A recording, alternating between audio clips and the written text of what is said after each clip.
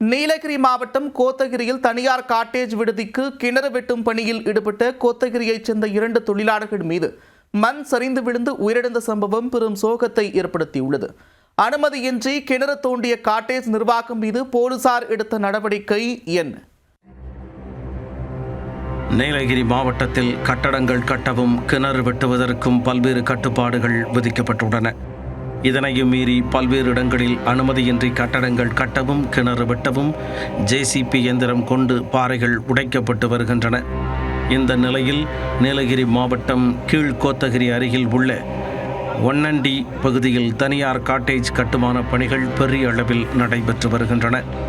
இங்கு அரசிடம் உரிய அனுமதி பெறாமல் கிணறு தோண்டும் பணி நடைபெற்று வந்ததாக கூறப்படுகிறது. சுமார் 30 அடி ஆழத்தில் கிணறு தோண்டும் பணியில் 5 தொழிலாளர்களை ஈடுபடுத்தி வந்துள்ளனர்.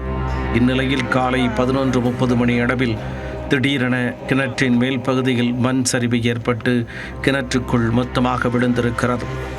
அப்பொழுது பணியில் ஈடுபட்டிருந்த 2 தொழிலாளர்கள் மீது டன் கணக்கான மண் விழுந்ததில் அவர்கள் மண்ணுக்குள் புதைந்தனர்.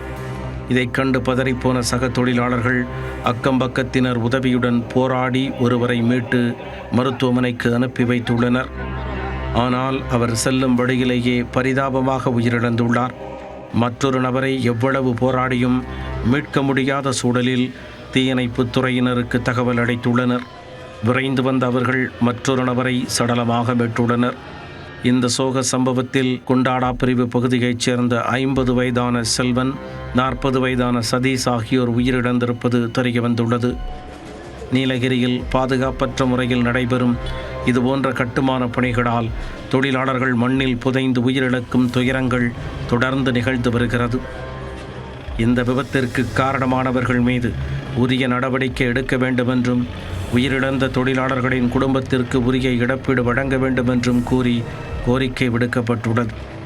இந்த சம்பவம் தொடர்பாக கோத்தகிரி போலீசார் வழக்கு பதிவு செய்து விசாரணை நடத்தி வருகின்றனர்.